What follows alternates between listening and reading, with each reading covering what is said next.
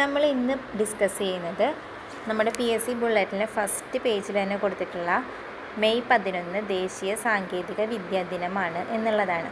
അപ്പം മെയ് 11 ദേശീയ സാങ്കേതിക വിദ്യാ ദിനം നമ്മുടെ ഈ മെയ് 1 വന്ന PSC ബുള്ളറ്റിൽ പ്രധാനമായിട്ട് ആദ്യത്തെ പേജ് തന്നെ കൊടുത്തിട്ടുള്ളതാണ്. മെയ് 11 ശാസ്ത്ര സാങ്കേതിക വിദ്യാദിനം, ദേശീയ സാങ്കേതിക വിദ്യാദിനം. മെയ് 11 ദേശീയ സാങ്കേതിക വിദ്യാദിനം. അത് മറക്കരുത്, അത് ഓർത്ത് വയ്ക്കുക, എഴുതി വയ്ക്കുക.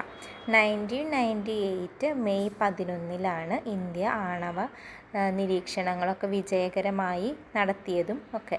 അപ്പോൾ ആ ഒരു അനുസ്മരണയുടെ ഭാഗമായിട്ടാണ് നമ്മളെല്ലാം മെയ് 11 ശാസ്ത്ര സാങ്കേതിക വിദ്യാ ദിനമായി ആചരിക്കുന്നത് എന്നാണ് PSC ബുള്ളറ്റിനിൽ കൊടുത്തിരിക്കുന്നത്.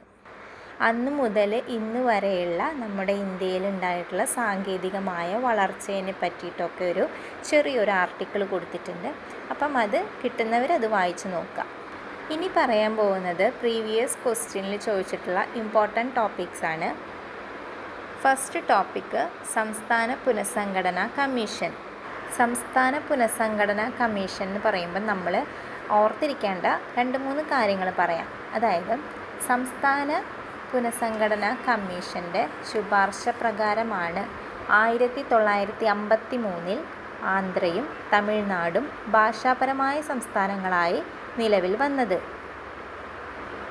അതുപോലെ 1953 ജസ്റ്റിസ് ഫസൽ അലി, KM പണിക്കർ, ഹൃദയനാഥ് കുൻസ്രു എന്നിവരടങ്ങിയ സംസ്ഥാന പുനഃസംഘടനാ കമ്മീഷനെ നിയമിച്ചു.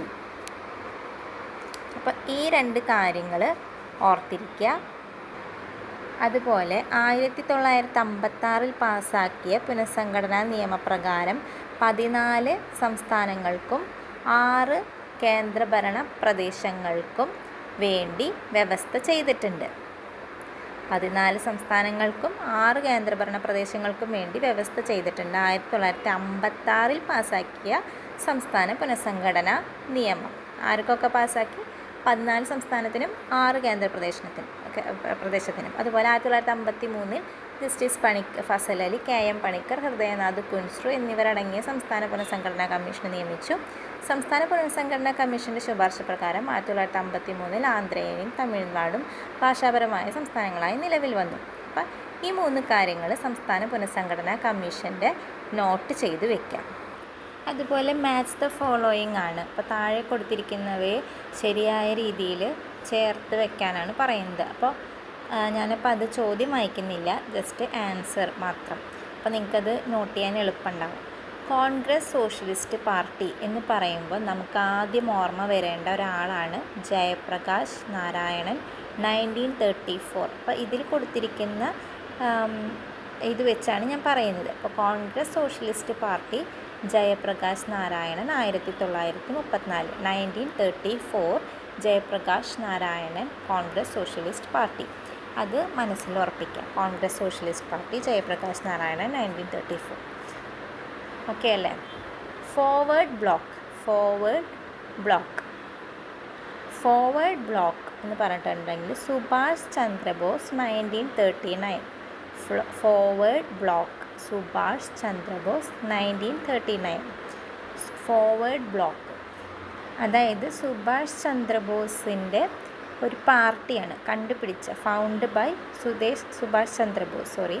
All India Forward Bloc party found ചെയ്തത് നേതാജി സുഭാഷ് ചന്ദ്രബോസ് ആണ്. അപ്പം അതാണ് കണക്ട് ചെയ്തിരിക്കുന്നത്. Forward Bloc Subhash Chandrabose 1939. Punjab now ജവാൻ ഭാരത് സഭ. അപ്പോൾ പഞ്ചാബ് ജവാൻ ഭാരത് എന്ന് പറയുമ്പോൾ തന്നെ നമുക്ക് ഒരാളെ ഓർമ്മ വരും. ആരെയാണ്? ഭഗത് സിംഗിനെയാണ് ഓർമ്മ വരുന്നത് അല്ലേ? 1926. ഓക്കെ, 1926 ഭഗത് സിംഗ്. പഞ്ചാബ് നൗ ജവാൻ ഭാരത് സഭ. ഭഗത് സിംഗിൻ്റെ ഫോട്ടോ നമ്മുടെ മനസ്സിലോട്ട് കൊണ്ടുവരിക. മുഖം ഓർമ്മ വരുമ്പം നമുക്കറിയാം അദ്ദേഹം ഒരു ജവാൻ ഭാരത് സഭ, പഞ്ചാബ് നൗ ജവാൻ ഭാരത് സഭ, ആളുടെ ഒരു വേഷമൊക്കെ അങ്ങനെ ആയിരുന്നു അല്ലേ? അപ്പോൾ നമുക്ക് ആളുടെ ഫോട്ടോ മനസ്സിലോട്ട് കൊണ്ടുവരുമ്പോൾ തന്നെ നമുക്ക് ആ പാർട്ടിയുടെ പേര് കൂടി മനസ്സിൽ ഓർമ്മ വരുന്ന രീതിയിൽ പഠിക്കാം. പഞ്ചാബ് നൗ ജവാൻ ഭാരത് സഭ. Communist party of India. Communist party of India നമുക്കറിയാം MN Roy 1920. MN Roy 1920. Communist party of India MN Roy 1920. ഇനി അടുത്തത് നമ്മൾ നോട്ട് ചെയ്ത് വെക്കേണ്ട ഒരു കാര്യം സാധുജനദൂതൻ ഇതെല്ലാം ഇങ്ങനെ എന്താ പറയുക ചേരുംപടി ചേർത്ത് വെക്കാനുള്ളതാണ്. ഓക്കെ, അപ്പോൾ സാധുജനദൂതൻ ഇപ്പോൾ ഈ പറഞ്ഞുകൊണ്ടിരിക്കുന്നത് നമ്മുടെ 2023 സബ് ഇൻസ്പെക്ടർ ഓഫ് പോലീസിൽ ചോദിച്ച മെയിൻ എക്സാമിന് ചോദിച്ച കുറച്ച് ക്വസ്റ്റ്യൻസും ആൻസേഴ്സാണ്. നമ്മുടെ PSC ബുള്ളറ്റിന് കൊടുത്തിട്ടുണ്ട്. അപ്പോൾ സാധുജനദൂതൻ നമ്മൾ ചേരുംപടി ചേർക്കുന്നത് ആരോടാണ്? പാമ്പാടി ജോൺ ജോസഫ്. സാധുജനദൂതൻ പാമ്പാടി ജോൺ ജോസഫ്. അപ്പോൾ അതെന്താണ് അങ്ങനെ ചേരുംപടി ചേർത്തതെന്ന് ചോദിച്ചിട്ടുണ്ടെങ്കിൽ സാധുജനദൂതൻ എന്ന മാസിക ആരംഭിച്ച ആളുടെ പേരാണ് പാമ്പാടി ജോൺ ജോസഫ്. സാധുജനദൂതൻ എന്ന മാസിക ആരംഭിച്ച വ്യക്തി പാമ്പാടി ജോൺ ജോസഫ്. അതുപോലെ KP വള്ളോൻ്റെ ആണ് ഹരിജൻ KP വള്ളോൻ എന്ന് നമ്മൾ ഓർത്ത് വയ്ക്കാം. അതുപോലെ മിതവാദി C കൃഷ്ണൻ, അൽ ഇസ്ലാം വക്കം മൗലവി. അപ്പോൾ ഇതാണ് നമ്മൾ ചേരുംപടി ചേർത്തിരിക്കുന്നത്. Harijan, KP Vallon, Sadhujanadoothan Pampady John Joseph, Mithavadi C Krishnan, Al Islam Vakkom Moulavi. അപ്പോൾ ഇതൊക്കെ ഓർത്ത് വയ്ക്കുക. ചേരുംപടി ചേർത്തിട്ടുള്ള കാര്യങ്ങളാണ് ഇതൊക്കെ. ഇനി അടുത്തത് താഴെ തന്നിരിക്കുന്നവയിൽ ഞാൻ ക്വസ്റ്റ്യൻ വായിക്കാം. താഴെ തന്നിരിക്കുന്നവയിൽ വരാനിരിക്കുന്ന G20 ഉച്ചകോടിക്ക് ആതിഥേയത്വം വഹിക്കുന്ന നഗരങ്ങളുടെ പേരുകൾ മാത്രം ഉൾക്കൊള്ളുന്നവ ഏതാണ്? അപ്പോൾ ആതിഥേയത്വം വഹിക്കുന്ന നഗരങ്ങളുടെ പേരുകൾ മാത്രം ഉൾക്കൊള്ളുന്നവ ഏതൊക്കെയാണ്? ഞാൻ വേഗം പറഞ്ഞു പോകുന്നത് ഈ ക്വസ്റ്റ്യൻ പേപ്പർ നമുക്ക് ഇന്ന് അവസാനിപ്പിക്കാൻ വേണ്ടിയിട്ടാണ്. പിന്നെ നെക്സ്റ്റ് പേജ് ഞാൻ വീണ്ടും വരും.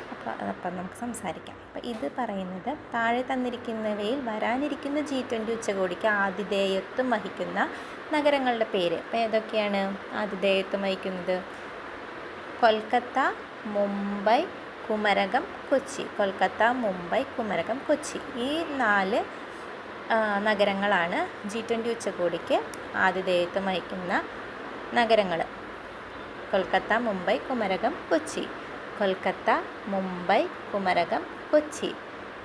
3KM ആണ്. 3KM ആണ് G20 ഉച്ചകോടിക്ക് ആതിഥേയത്വം വഹിക്കുന്ന നഗരങ്ങൾ. ഇതൊക്കെയാണ് 3KM. 3K എന്ന് പറയുമ്പോൾ കൊൽക്കത്ത, കുമരകം, കൊച്ചി. M എന്താണ്? മുംബൈ. അപ്പോൾ 3KM അത് പഠിച്ചു കഴിഞ്ഞാൽ എളുപ്പമാണ്.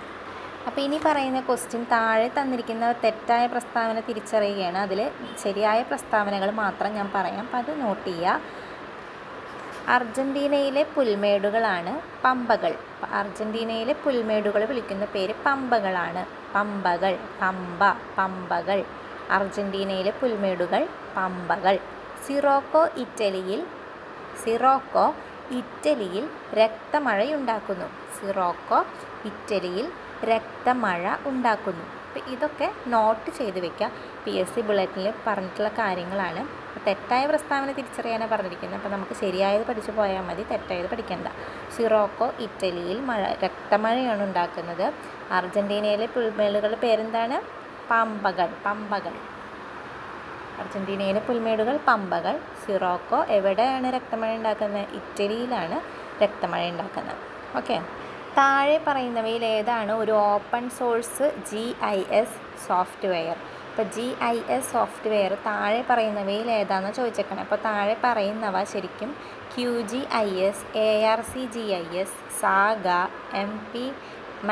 മാപ്പ് ഇൻഫോ, അങ്ങനെ 4 കാര്യങ്ങളാണ് കൊടുത്തിരിക്കുന്നത്. അപ്പോൾ താഴെ പറയുന്നവയിൽ ഓപ്പൺ സോഴ്സ് GIS സോഫ്റ്റ്വെയർ എന്ന് പറയുന്നത് QGIS-ഉം സാഗയുമാണ്. QGIS and SAGA. QGIS and saga ആണ് GIS സോഫ്റ്റ്വെയർ. താഴെ പറയുന്നവയിൽ ഏതാണ് ഒരു ഓപ്പൺ സോഴ്സ് GIS സോഫ്റ്റ്വെയർ? സാഗയും അതുപോലെ QGIS-ഉമാണ് GIS software. Open source softwares. ഒരു ഓപ്പൺ സോഴ്സ് GIS സോഫ്റ്റ്വെയർ എന്നാണ് ക്വസ്റ്റ്യൻ. QGIS-ഉം സാഗയുമാണ്. അടുത്ത ക്വസ്റ്റ്യൻ എന്ന് പറയുന്നത് ശരിയായ പ്രസ്താവന തിരഞ്ഞെടുക്കുക. അപ്പം ഞാനീ പറയുന്നത് മാത്രം നോട്ട് ചെയ്യുക, അതാണ് ശരി. തെറ്റായത് ഞാനിവിടെ പറയുന്നില്ല, ഓൺലി ശരി മാത്രമേ പറയുന്നുള്ളൂ. അപ്പം ശരിയായത് മാത്രം നമുക്ക് കേട്ട് പഠിച്ച് പോവാം. ക്വസ്റ്റ്യൻ ശരിയായ പ്രസ്താവന തിരഞ്ഞെടുക്കാനാണ്. അപ്പം ആൻസർ പറയുന്നത് ഇക്വറ്റോറിയൽ ലോ പ്രഷർ ബെർട്ടിലാണ് ഡോൾഡ്രംസ്. എന്താണ്? ഇക്വറ്റോറിയൽ ലോ പ്രഷർ ബെർട്ടിലാണ് ഡോൾഡ്രംസ്. ഡോൾഡ്രംസ് എവിടെയാണ്? ഇക്വറ്റോറിയൽ ലോ പ്രഷർ ബെർട്ടിലാണ്. അടുത്തത് ബ്രഹ്മപുത്ര നദി ചെമയുങ്ഡങ് ഹിമാനിയിൽ നിന്നാണ് ഉത്ഭവിക്കുന്നത്. ബ്രഹ്മപുത്ര നദി എവിടെ നിന്നാണ് ഉത്ഭവിക്കുന്നത്? ചെമയുങ്ഡങ് ഹിമാനിയിൽ നിന്നാണ് ഉത്ഭവിക്കുന്നത്. ക്ലൗഡ് കവറിൻ്റെ സ്പേഷ്യൽ ഡിസ്ട്രിബ്യൂഷൻ കാണിക്കാൻ ഐസോനെഫ് ഉപയോഗിക്കുന്നു. ഐസോനെഫ് എന്തിനാണ് ഉപയോഗിക്കുന്നത്? ക്ലൗഡ് കവറിൻ്റെ സ്പേഷ്യൽ ഡിസ്ട്രിബ്യൂഷൻ കാണിക്കാൻ. ക്ലൗഡ് കവറിൻ്റെ സ്പേഷ്യൽ ഡിസ്ട്രിബ്യൂഷൻ കാണിക്കാൻ എന്ത് ഉപയോഗിക്കുന്നു? ഐസോനെഫ്. ക്ലൗഡ് കവറിൻ്റെ സ്പേഷ്യൽ ഡിസ്ട്രിബ്യൂഷൻ കാണിക്കാൻ ഐസോനെഫ് ഉപയോഗിക്കുന്നു. ഈ 3 കാര്യങ്ങളാണ് ഇതിൽ ശരിയായിട്ടുള്ളത്. അപ്പം അതൊന്ന് ഓർത്ത് വെച്ചാൽ മതി. ഇക്വറ്റോറിയൽ ലോ പ്രഷർ ബെർട്ടിലാണ് ഡോൾഡ്രംസ്. അതൊന്നുകൂടി നോക്കിയിട്ട് ഞാൻ പറഞ്ഞുതരാം. ഇക്വറ്റോറിയൽ ലോ പ്രഷർ ബെൽറ്റുകൾ എന്ന് പറഞ്ഞിട്ടുണ്ടെങ്കിൽ മധ്യരേഖ താഴ്ന്ന മർദ്ദവലയം ഭൂമധ്യരേഖയ്ക്കൊപ്പം 5 ഡിഗ്രി നോർത്തിനും 5 ഡിഗ്രി സൗത്തിനും അക്ഷാംശത്തിനും ഇടയിലാണ്. ലംബമായ സൂര്യരശ്മികൾ കാരണം മധ്യരേഖാവലയം പ്രദേശം അല്ലെങ്കിൽ വർഷം മുഴുവൻ ഉയർന്ന താപനില അനുഭവപ്പെടും. ഇത് ബെൽറ്റിന് മുകളിൽ നിന്ന് താഴ്ന്ന മർദ്ദം വികസിപ്പിക്കുകയും മധ്യരേഖ താഴ്ന്ന മർദ്ദവലയം എന്ന് വിളിക്കുകയും ചെയ്യും. അതിനാൽ ഈ താപപ്രേരിത പ്രഷർ ബെൽറ്റാണ്. ഈ സോൺ നിശ്ചലമല്ല, കാരണം ബെൽറ്റിൻ്റെ സ്ഥാനം സൂര്യൻ്റെ ചലനത്തിനനുസരിച്ച് വ്യത്യാസപ്പെടും. ഈ ബെൽറ്റ് വടക്ക് കിഴക്കൻ തെക്ക് കിഴക്കൻ വ്യാപാര കാറ്റുകളുടെ സംയോജന മേഖലയാണ്. ഭൂമധ്യരേഖ താഴ്ന്ന മർദ്ദവലയം ശാന്തമായ അവസ്ഥ അനുഭവിക്കുന്നതിന്, അതായത് വായുസഞ്ചാരമില്ലാതെ ഇതിനെ ഡോൾഡ്രംസ് എന്നും വിളിക്കുന്നു. അപ്പോൾ ഇതാണ് ഈ ഒരു പോയിന്റിൽ പറയുന്നത്. അപ്പം ഈ ക്വസ്റ്റ്യൻ ഞാൻ ആദ്യമായിട്ടാണ് കേൾക്കുന്നത്. അപ്പോൾ അതുകൊണ്ട് തന്നെ ഞാൻ കുറച്ചൊന്ന് തപ്പേണ്ടി വന്നു. എങ്കിലും ഇക്വറ്റോറിയൽ ലോ പ്രഷർ ബെൽറ്റിലാണ് എന്തുള്ളത്? ഡോൾഡ്രംസ് ഉള്ളത്. അതുപോലെ ബ്രഹ്മപുത്ര നദി, അത് എളുപ്പമാണ്, ചെമയുങ്ഡങ് ഹിമാനിയിൽ നിന്നാണ് ഉത്ഭവിക്കുന്നത്. ക്ലൗഡ് കവറിൻ്റെ സ്പേഷ്യൽ ഡിസ്ട്രിബ്യൂഷൻ കാണിക്കാനാണ് ഉപയോഗിക്കുന്നത്? ഐസോനെഫ് ഉപയോഗിക്കുന്നത്. അപ്പോൾ ഈ 3 ശരിയായിട്ടുള്ള കാര്യങ്ങളാണ്, അത് ഓർത്ത് വയ്ക്കാം. അടുത്ത ക്വസ്റ്റ്യനാണ് ഏറ്റവും എളുപ്പമുള്ള, എപ്പോഴും ചോദിക്കുന്ന കുന്തിപ്പുഴ ഒഴുകുന്നത് ഏതിലൂടെയാണ്? Silent Valley. കുന്തിപ്പുഴ ഒഴുകുന്നത് സൈലൻറ്റ് വാലി. ഇന്ന് നമ്മൾ 10 ക്വസ്റ്റ്യൻസാണ് ഇതിന്ന് പഠിക്കുന്നത് കേട്ടോ. അതുപോലെ ഈ അമൃത് എന്തിന് പ്രസിദ്ധമാണ്? ഈ അമൃത് എന്തിന് പ്രസിദ്ധമാണ്? ഈ അമൃത് പറഞ്ഞാൽ ഈ എന്താണ്? ഇലക്ട്രിക്കാണ് അല്ലേ? അതായത് ഇത് ഇലക്ട്രിക് വാഹനങ്ങളുടെ ഉപയോഗത്തെക്കുറിച്ച് ഉപഭോക്താക്കളെ ബോധവൽക്കരിക്കാൻ വേണ്ടിയുള്ളതും അതുപോലെ ഡീകാർബണൈസേഷൻ ത്വരിതപ്പെടുത്താൻ ഇത് ലക്ഷ്യമിടുന്നുണ്ട്.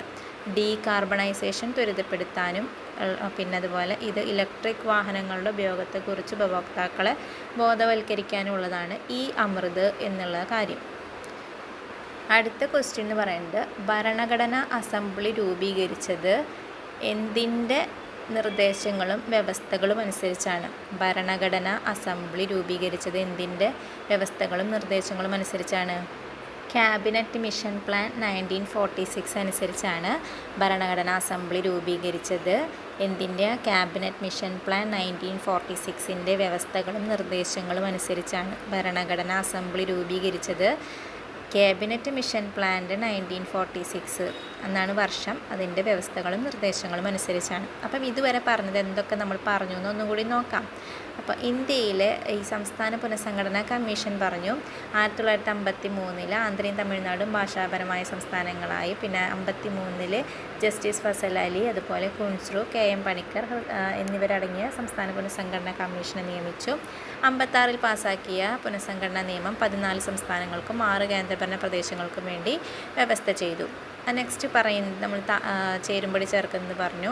അത് കോൺഗ്രസ് സോഷ്യലിസ്റ്റ് പാർട്ടിയാണെങ്കിൽ നമ്മുടെ മനസ്സിൽ ആര് വരണം? ജയപ്രകാശ് നാരായണൻ 1934 വരണം. ഫോർവേഡ് ബ്ലോക്ക് ആണെങ്കിൽ നമ്മുടെ മനസ്സിൽ നേതാജി സുഭാഷ് ചന്ദ്രബോസ് 1939 ഓർമ്മ വരണം. പഞ്ചാബ് നൗജവാൻ ഭാരത് സഭ എന്ന് പറയുമ്പോൾ നമുക്ക് ഭഗത് സിംഗിനെ ഓർമ്മ വരണം 1926. Communist party of India M N Roy 1920 ഓർമ്മ വരണം. ഇനി അടുത്ത് പറയുന്നത് നമ്മൾ എന്താണ്? Sadhujanadoothan K P Vallon, Sadhujanadoothan Pampady John Joseph, Harijan K P Vallon, അതുപോലെ മിതവാദി പറയുന്നത് സി കൃഷ്ണൻ. തെറ്റുണ്ടെങ്കിൽ ഒന്നുകൂടി പറയാം. Sadhujanadoothan Pampady John Joseph, Harijan K P Vallon, Mithavadi C Krishnan, അതുപോലെ അൽ ഇസ്ലാം വക്കം മൗലവി. അപ്പോൾ ഇതാണ് നമുക്കൊന്നുകൂടി പറയാം. Sadhujanadoothan Pampady John Joseph, Harijan K P Vallon, Mithavadi C Krishnan, Vakkom മൗലവി ആരാ? അൽ ഇസ്ലാം. ഓക്കെ, അൽ ഇസ്ലാം ആണ്. അൽ ഇസ്ലാമിൻ്റെ എന്താണ് ഹരിജൻ ഇതൊക്കെ എന്ന് പറയുന്നത് മറ്റേ സാധുജനദൂതൻ എന്ന് പറയുന്നത് ഒരു മാസികയാണ്. അതെഴുതിയത് പാമ്പാടി ജോൺ ജോസഫ്. അതുപോലെയുള്ള ഓരോ കാര്യങ്ങളാണ് ഇതിൽ ചേരുംപടി ചേർക്കാൻ പറഞ്ഞിരിക്കുന്നത്. അതുപോലെ വരാനിരിക്കുന്ന G20 ഉച്ചകോടിക്ക് ആതിഥേയത്വം വഹിക്കുന്ന നഗരങ്ങളുടെ പേരുകൾ മാത്രം ഉൾക്കൊള്ളുന്നവ ഏതാണ്? ഇപ്പോൾ നമ്മൾ പറഞ്ഞു 3KM ആണെന്ന് പറഞ്ഞു G20 ഉച്ചകോടി. ഇനി വരാനിരിക്കുന്ന ആതിഥേയത്വം വഹിക്കുന്ന രാജ്യങ്ങൾ 3KM ആണ്. 3K ആരൊക്കെയാണ്? കൊച്ചി, കൊൽക്കത്ത, അതുപോലെ ഒരാളും കൂടി ഉണ്ടല്ലോ. ഓക്കെ, കൊച്ചി, കൊൽക്കത്ത,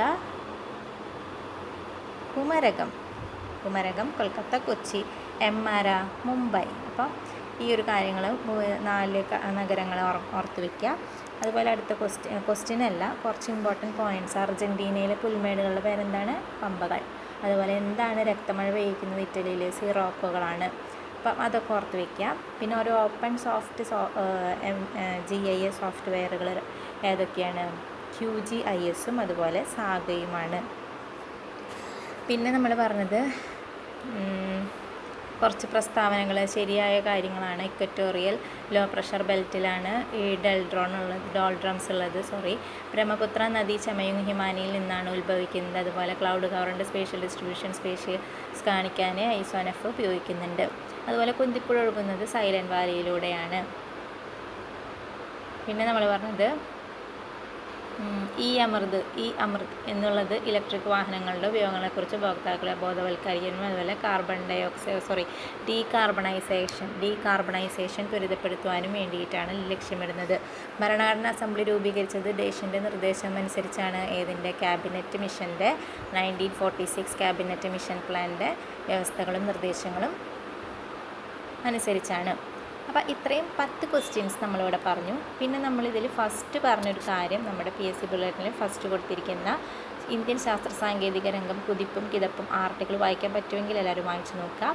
അതുപോലെ ഈ May 11 എന്ന് പറയുന്നത് നമ്മുടെ ദേശീയ സാങ്കേതിക വിദ്യാ ദിനമാണെന്ന് ഓർത്ത് വയ്ക്കാം. അപ്പോൾ ഇത്രയും കാര്യങ്ങളാണ് ഇന്ന് നമ്മൾ പഠിച്ചത്. അപ്പോൾ ഒന്നുകൂടി റിവൈസ് ചെയ്യാൻ വീഡിയോ ഒന്നും കൂടി കണ്ട് നമ്മളത് മനസ്സിലിരുത്താം. അപ്പോൾ PSC ബുള്ളറ്റിൻ നമുക്ക് അരച്ച് കലക്കി കുടിച്ച പോലെ നമുക്ക് മനസ്സിൽ നിൽക്കും. അപ്പോൾ എല്ലാവരും ഇത് പഠിക്കുക, മുന്നോട്ട് പോവുക, എല്ലാവരും വിജയിക്കട്ടെ. അപ്പം ഇന്നത്തെ ക്ലാസ് ഇത്രയേ ഉള്ളൂ. ഇനി നാളെ പുതിയൊരു അല്ല ഇതിൻ്റെ തന്നെ കണ്ടിന്യൂവേഷനായിട്ട് വരും. അപ്പം ഇതിലിപ്പോൾ നമ്മൾ 10 ക്വസ്റ്റ്യൻസ് ഞാൻ നോട്ട് ചെയ്ത് വെച്ചിട്ടുണ്ട്. 10 ക്വസ്റ്റ്യൻസ് നമ്മൾ കഴിഞ്ഞു. ഇനി അടുത്ത 10 ക്വസ്റ്റ്യൻസ്. അപ്പോൾ അങ്ങനെ പഠിച്ച് നമുക്ക് മുന്നോട്ട് പോയിക്കൊണ്ടേയിരിക്കുക. അപ്പോൾ ഇത് കൂടാതെ നിങ്ങൾ വേറെയും പഠിക്കണം. ഈ പുനഃസംഘടനാ കമ്മീഷൻ്റെ ഒന്ന് നോക്കണം. അങ്ങനെ ഇമ്പോർട്ടൻ്റ് ആയിട്ടുള്ള കുറച്ച് കാര്യങ്ങൾ ഇതിൽ പറഞ്ഞിട്ടുള്ള കാര്യങ്ങൾ തന്നെ നിങ്ങൾ എക്സാഗ്രേറ്റ് ചെയ്ത്